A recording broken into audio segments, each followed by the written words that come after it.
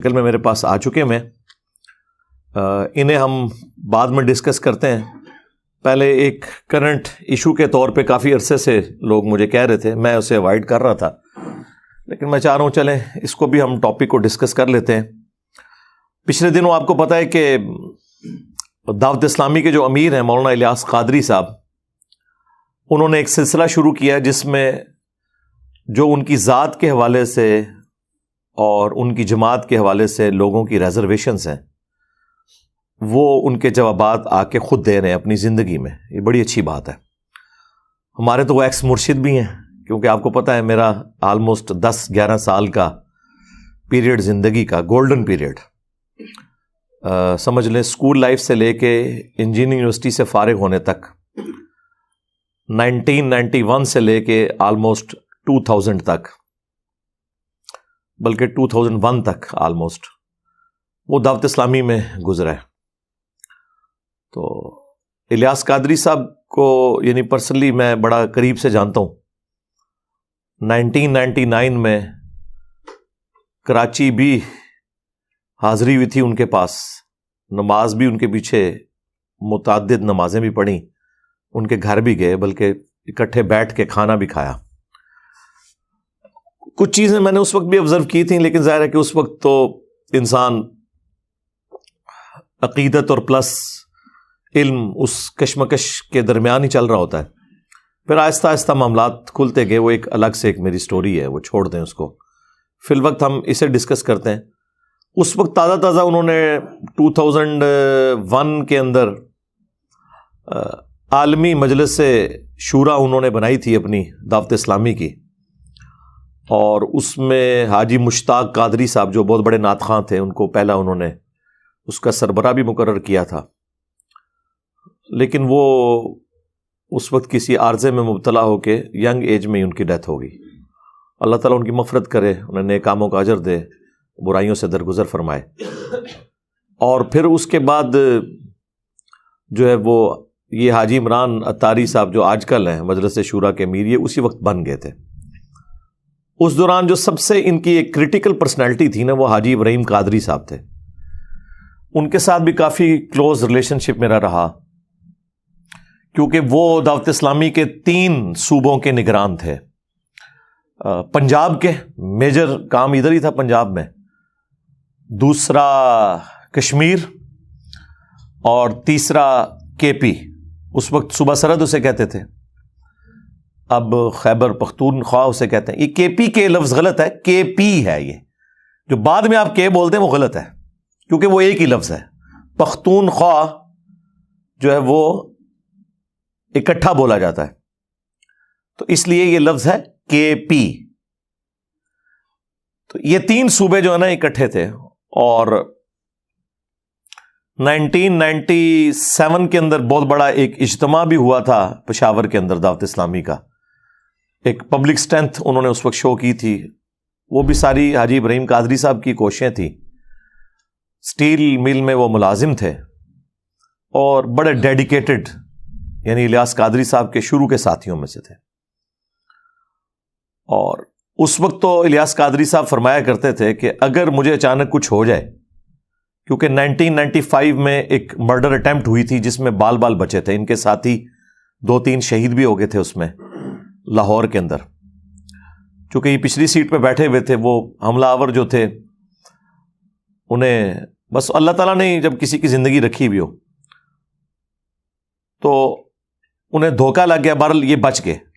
اس کے بعد سے وہ یہ کہتے تھے کہ مجھے اگر اچانک موت آ جائے یا مجھے کوئی شہید کر دے، جو وہ کہتے ہیں، تو ابراہیم قادری کو تم نے اس جماعت کا امیر بنا دینا. اور بڑا اچھا ڈیسیژن تھا. حاجی ابراہیم قادری صاحب نہ ان کے نہ دور کے رشتہ دار نہ قریب کے رشتہ دار، صرف ڈیڈیکیشن، ان کی سپیکنگ پاور بہت زیادہ تھی. بلکہ دعوت اسلامی میں ویسا بیان آج تک میرے علم میں نہیں کوئی کر سکے جتنا سوز و گداز اور کمٹمنٹ ان کے اندر تھی. خیر، وہ آپ کو پتہ ہے جہاں پہ بڑے لیول کے لوگ انوالو ہوں وہاں پہ جیلسی فیکٹر بھی اسی اعتبار سے بڑا آ جاتا ہے. اور ظاہر ہے یہ وہ ساری چیزیں ہیں جن کے بارے میں میرے پاس فرسٹ ہینڈ نالج ہے، کیونکہ میں انوالو رہا ہوں ان ساری چیزوں میں. اور یہ میں آج پہلی دفعہ آن ایئر یہ چیز بیان کر رہا ہوں. دعوت اسلامی کی یہ جو 2 ٹکڑے ہو گئے تھے 2001 کے اندر آلموسٹ, تو اس کے پیچھے ریزن کیا تھی؟ تو اس میں حاجی ابراہیم قادری صاحب جب یہ مجلس شورا بنی اور اس طریقے سے امارت کا بھی سلسلہ باقی چیزیں شروع ہوئی, تو اس میں ان کی ریزرویشن تھی. انہوں نے 20 صفحات کا ایک خط الیاس قادری صاحب کو دیا کہ یہ میری کوئی آپ کے بارے میں بھی ریزرویشن ہے, تو یہ میرے اور آپ کے درمیان ایک راز ہے, اسے پبلکلی آپ نے لیک نہیں کرنا. لیکن چونکہ اس میں ان کی ذات کے اوپر بھی اعتراضات تھے, اس کی وجہ سے وہ سمجھے کہ شاید یہ میری سیٹ پہ قبضہ کرنا چاہتا ہے. حالانکہ اس سے پہلے وہ خود کہا کرتے تھے کہ سب سے زیادہ اہل یہ بندہ ہے. بہرحال پھر ساتھ کان بھرنے والے لوگ بھی موجود تھے جن کو خود اس پوسٹ کی لالچ تھی, ورنہ مجلس شورا کے پہلے امیر بننے کا اگر کوئی حقدار تھا تو حاجی ابراہیم قادری صاحب تھے. پھر بعد میں یہ آپس میں ان کی چیزیں شروع ہو گئیں اور اسی وجہ سے حاجی ابراہیم صاحب پھر ان سے الگ ہو گئے, اور اس کی وجہ سے کافی دعوت اسلامی کو جھٹکا لگا. اس دوران الیاس قادری صاحب کی جو فون کالز آتی تھی حاجی ابراہیم صاحب کے پاس, تو چونکہ ہم بھی ان کے کافی کلوز تھے, ہم تو سمجھتے تھے کہ ان کا موقف ٹھیک ہے, ہم پڑھے لکھے لوگ تھے, تو وہ فون کالز بھی یعنی ہم سنا کرتے تھے, تو ہمیں اسی وقت اندازہ ہو گیا تھا کہ یہ انٹرنل پالیٹکس کس طرح کی چل رہی ہے. بہرحال الٹیمیٹ اس کا نتیجہ یہ نکلا کہ حاجی ابراہیم قادری صاحب نے اپنی علادہ سے ایک جماعت بنا لی تبلیغ اسلامی کے نام سے. کچھ عرصہ ہم بھی اسے لے کے چلتے رہے. پھر اس دوران ہی میں چونکہ جاب پہ چلا گیا اسلام آباد, تو پھر اتنا انٹریکشن نہیں رہا, وہاں بھی کچھ عرصہ کام کیا, اور پھر میری آفس کی مصروفیات ہی اتنی زیادہ تھیں, صبح نکلتے تھے اور رات تاریخ بدلنے کے بعد ہی گھر واپس آتے تھے شروع کے کئی سال. تو آپ کو پتہ ہے ڈیفنس آرگنائزیشنز میں کام میں پھر نہ کوئی دن دیکھتا ہے نہ رات. وہ تو پھر اللہ کا کرنا ہوا. 2007 کے بعد میری لائف سٹوری شروع ہوتی ہے, سیکنڈ فیز, جو میں آلریڈی ریکارڈ کروا چکا ہوں. میں سنی شیعہ سے مسلم کیسے ہوا. اس کا مطلب یہ نہیں کہ میں سنی شیعہ کو کوئی کافر سمجھتا ہوں, مراد یہ کہ صرف مسلمان میں کیسے ہوا ان فرقوں سے نکل کے. وہ آپ میری لائف سٹوری دیکھ لیں. بہرحال آج بھی میں سمجھتا ہوں میری زندگی پہ جن لوگوں کے سب سے زیادہ اثرات ہیں نا, ٹاپ آف دا لسٹ جو 5 پرسنالٹیز ہیں, ان میں بھی پہلے نمبر پہ مولانا الیاس قادری صاحب ہیں. کیونکہ بڑی ینگ ایج میں ان کے ساتھ اٹیچمنٹ ہو گئی تھی جماعت کے ساتھ, اس کی وجہ سے ایک دین کی سوچ مل گئی, گناہوں سے بچنے کی سوچ مل گئی, اور یہ بڑا پازیٹیو فیکٹر ہے دعوت اسلامی کا. بہرحال اس وقت تو یہ سلسلہ تھا, انہوں نے مجلس شورا بنائی, عالمی مجلس شورا, امیر خود ہی تھے, لیکن اس شورا کے نگران الگ سے انہوں نے ایک اپوائنٹ کیے. لیکن ظاہر ہے کہ جب اتنا ڈومیننٹ بندہ ہو جس نے جماعت خود بنائی ہوئی ہو, تو شورا کس لیول تک اس سے اختلاف کر سکتی ہے. آپ پولیٹیکل جماعتوں میں بھی دیکھ لیں, آج تک پیپلز پارٹی بھٹو خاندان سے باہر نہیں نکل سکی. مسلم لیگ جب سے نواز شریف صاحب کے حوالے ہوئی ہے, تو اب آپ دیکھ لیں, اب پچھلے دنوں انہوں نے اپنی بیٹی کو ایک بڑی پوسٹ کے اوپر نامزد کر دیا, حالانکہ اس سے زیادہ کنٹریبیوشن ہے اور زیادہ ٹیلنٹڈ لوگ موجود ہیں مسلم لیگ کے اندر, لیکن ان کو اوپر نہیں وہ لے کے آئے. احسن اقبال صاحب ہوں یا خاقان عباسی صاحب ہوں, خواجہ آصف صاحب ہوں, یہ سارے لوگ, تو یعنی وہ ایک ملوکیت شروع ہو جاتی ہے. یہاں پہ بھی مطلب اس وقت تو ایکسپیکٹ کو نہیں کر رہا تھا. الیاس قادری صاحب کو یہ امید بھی نہیں تھی کہ میری زندگی میں میری اولاد کوئی جوان بھی ہوگی.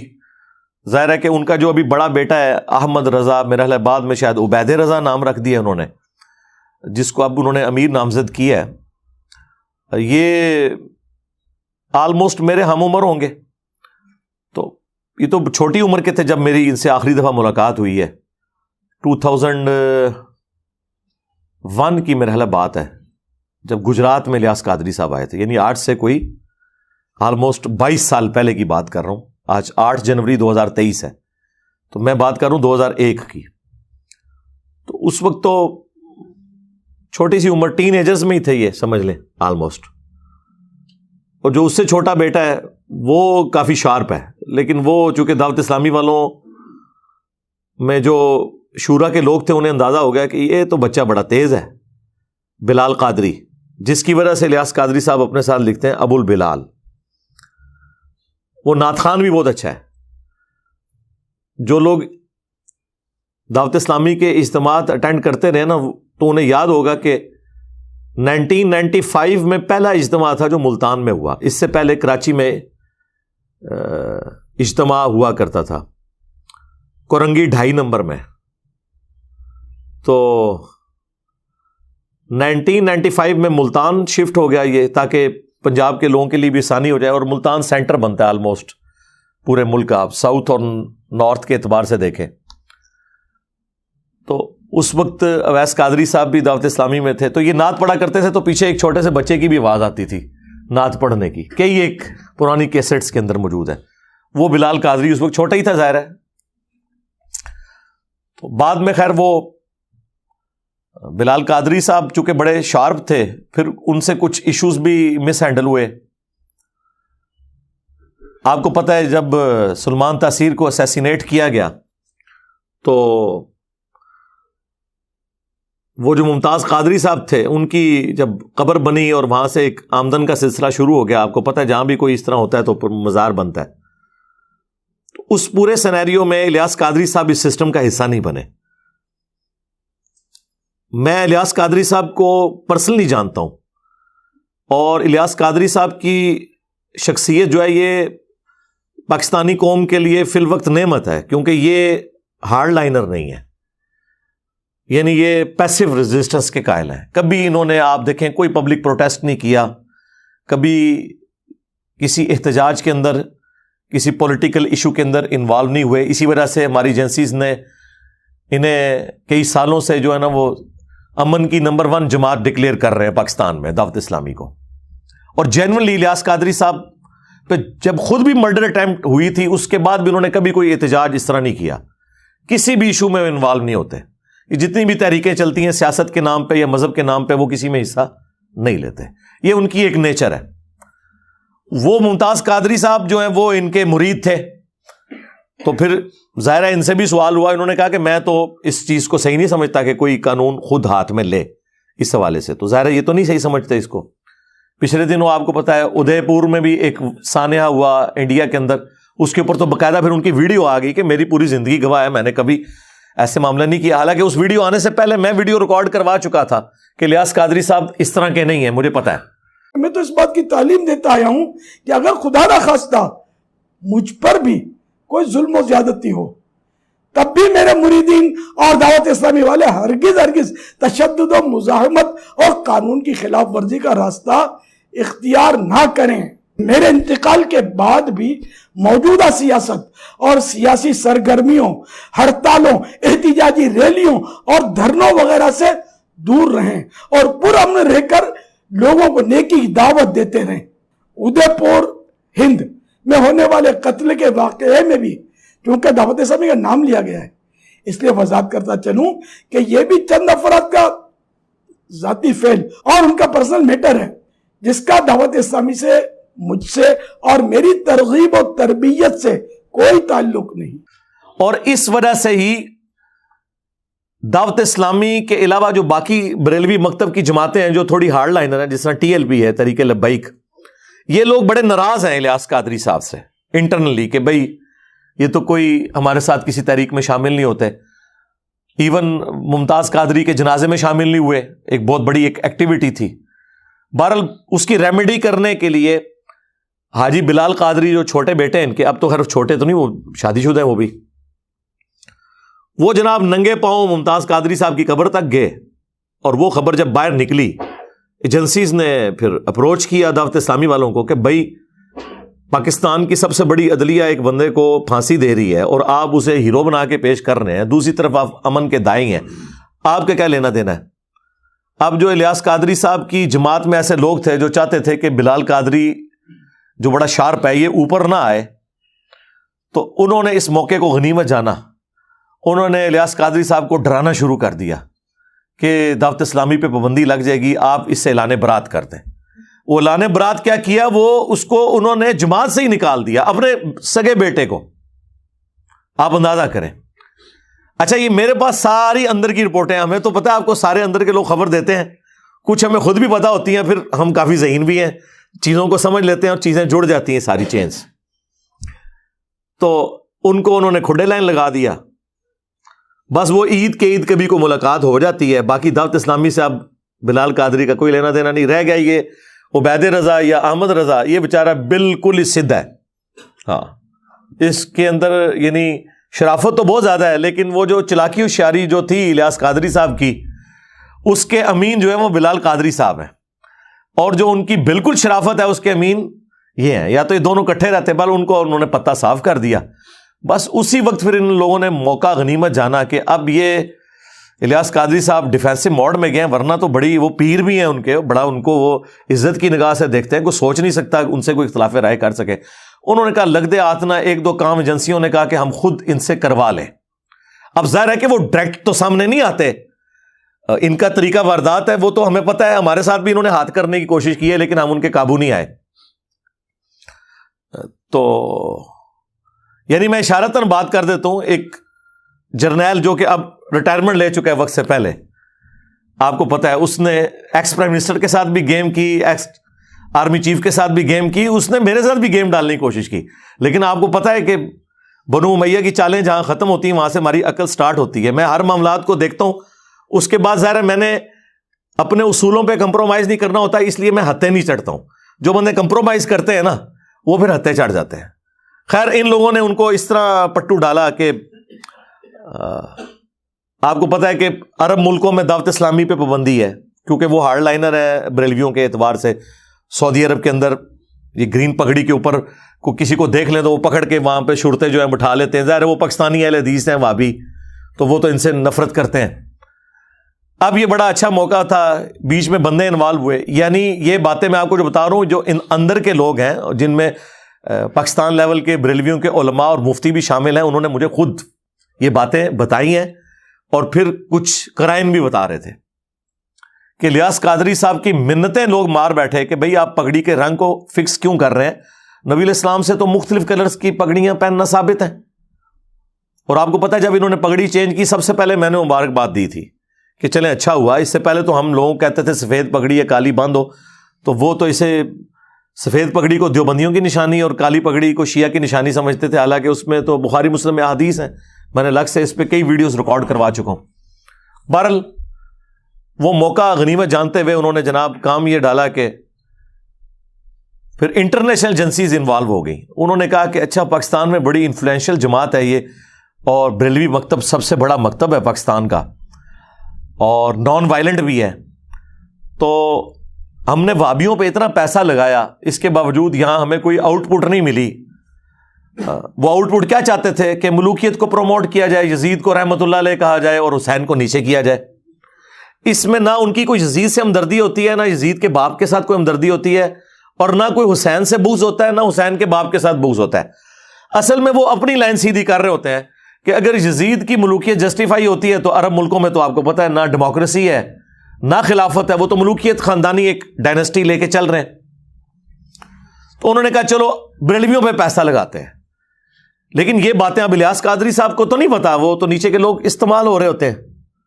انہوں نے پھر جناب بیچ میں ان کے گھسے کہ جی آپ لوگ کچھ ہمارے لیے معاملات کریں تو کچھ ہم آپ کو ریلیف دیتے ہیں, آپ کو مکہ مدینے میں مرکز بھی دے دیں گے, بنانے کی اجازت دے دیں گے.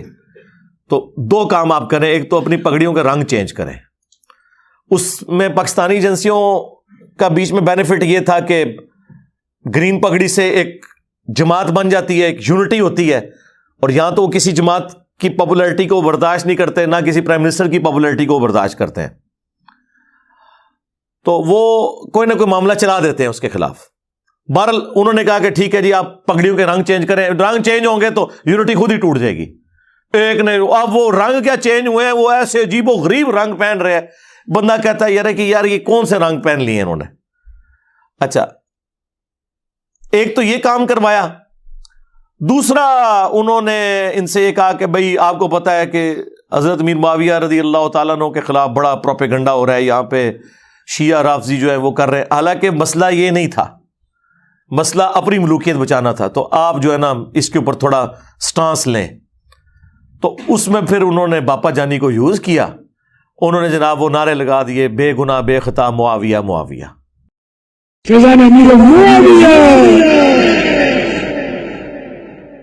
عاشق مصطفیٰ حضرت معاویہ صاحب و پارسا حضرت معاویہ خوبرو خوش ادا خوش نما خوش لقا حضرت معاویہ مخلص و با وفا حضرت معاویہ بے گناہ بے خطا حضرت معاویہ بے گناہ بے خطا حضرت معاویہ بے گناہ بے خطا حضرت معاویہ رہبرو حضرت اتوار کو بڑی رات ہے 22ویں شب اتوار کو جلوس بیعت معاویہ نکلے گا اور انشاءاللہ مدنی مذاکرہ ہوگا اور لنگر معاویہ بھی کھائیں گے انشاءاللہ فیضان امیر معاویہ.